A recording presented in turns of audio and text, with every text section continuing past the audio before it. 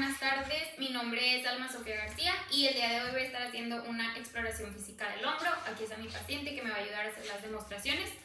Primero, para la primera parte de la exploración física es la inspección. Nosotros tenemos que ver el hombro de frente, ver el hombro de lado y ver el hombro por la parte de atrás. Hay que comparar ambos lados buscando que no haya datos de asimetría, que no haya datos de inflamación, eritema, cicatrices o lesiones que nosotros podamos ver a simple vista. Después de esto es también muy importante valorar que no haya atrofia de los músculos. Un dato que nos haría pensar en atrofia del músculo deltoides es que nosotros veamos el hombro cuadrado, que pareciera como si el paciente trae unas sombreras. Esto nos hace pensar en atrofia del músculo deltoides.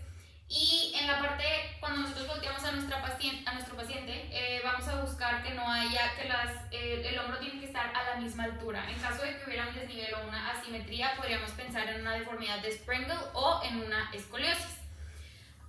Aparte de esto, hay que pedirle al paciente que haga como si quisiera hacer una lagartija en la pared y buscar que haya protrusión de las escápulas. En caso de que las hubiera, podemos pensar en una lesión del nervio torácico o en una parálisis del músculo serrato anterior. Y esto sería todo por la inspección. Después de esto vamos a pasar a la palpación. En la palpación es importante que busquemos molestias. Le vamos a pedir al paciente que nos refiera en caso de que le duela cuando nosotros tocamos algo. Y aparte nosotros al estar palpando hay que buscar edema.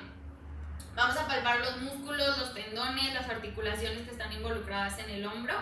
Y una patología que es importante que diagnostiquemos es la tendinitis bicipital. Esto nosotros lo que vamos a hacer es que vamos a buscar palpar la cabeza larga del tendón del bíceps. En caso de que nosotros al palpar el paciente nos refiera a molestia, podemos sospechar de esta patología, de la tendinitis bicipital.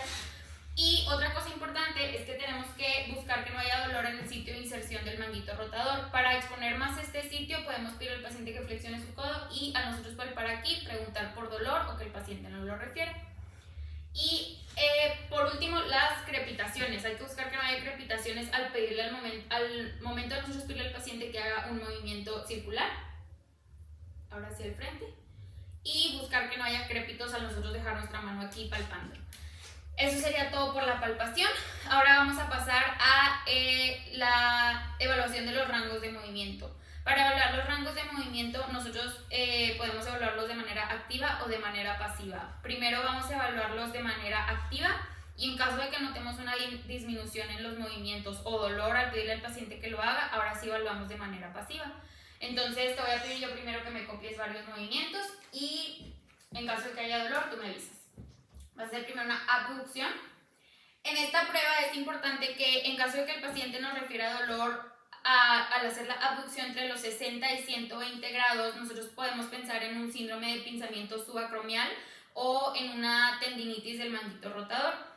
Y luego al hacer la aducción hacia abajo, exactamente, hay una prueba que se llama el drop arm test, que lo que va a hacer el paciente, si quieres ponte de frente, y exacto, el brazo cae repentinamente.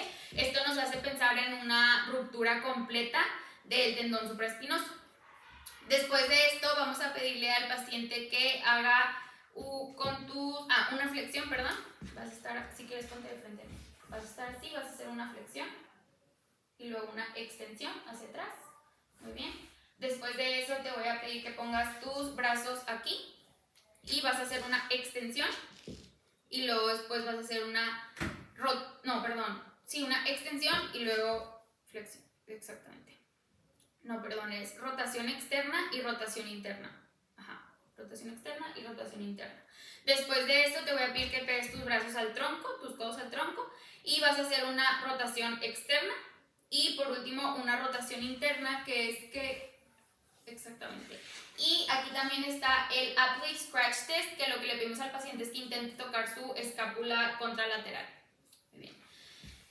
Una vez que nosotros hicimos todas estas pruebas y notamos que el paciente nos refiere dolor o limitación al movimiento en estos planos, ahora sí podemos evaluar de manera pasiva y vamos a hacer exactamente los mismos movimientos, pero nosotros haciéndoselos al paciente. Por ejemplo, le vamos a bajar el brazo tú, así déjalo, y yo te voy a mover estos, ¿ok? Entonces, hacia arriba, tú me vas a referirse de dolor, hacia abajo, aquí hacia afuera, al yo movérselo hacia atrás. En caso de que el paciente nos refiera a dolor en todos los planos, podemos pensar en una capsulitis adhesiva, ya que esta patología causa una limitación al movimiento o dolor en todos los planos de movimiento. Después de esto, vamos a evaluar la fuerza que tiene el paciente al hacer sus movimientos.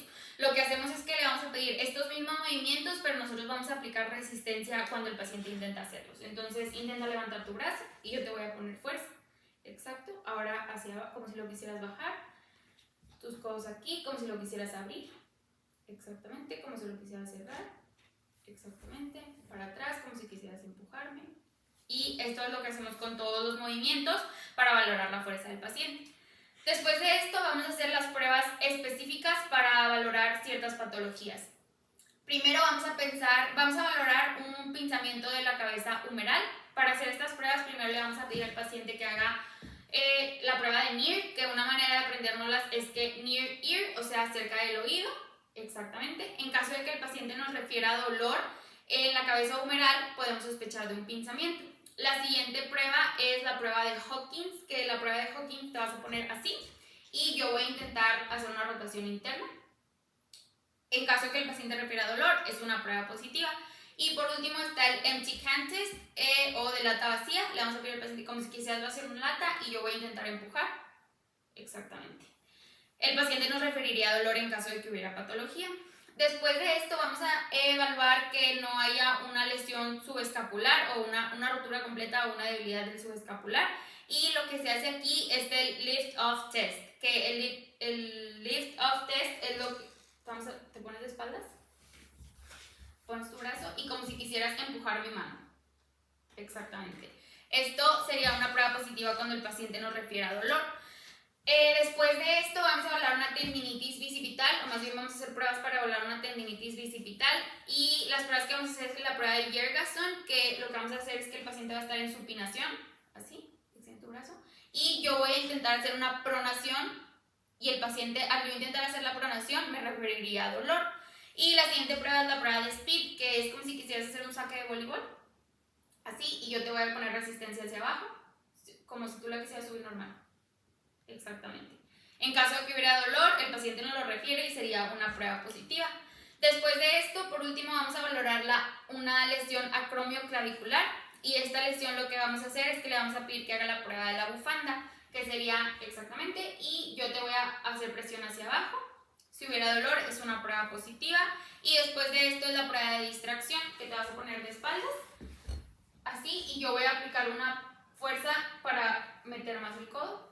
En caso de que hubiera dolor, sería una prueba positiva. Esto es todo por las pruebas especiales. Vamos a valorar ahora la estabilidad de la articulación. Para evaluar la estabilidad, yo voy a agarrar el hombro y después voy a hacer un movimiento hacia adelante y hacia atrás, buscando la estabilidad del hombro. Después de esto, voy a hacer para valorar que no haya una inestabilidad inferior. Y lo que voy a hacer es que voy a hacer una tracción hacia abajo. En caso de que la hubiera, podemos ver el sulcosine, que se vería aquí en el hombro. Literalmente se ve como un surco al momento de nosotros hacer la tracción hacia abajo. Y eso sería todo por la exploración física del hombro. Muchas gracias.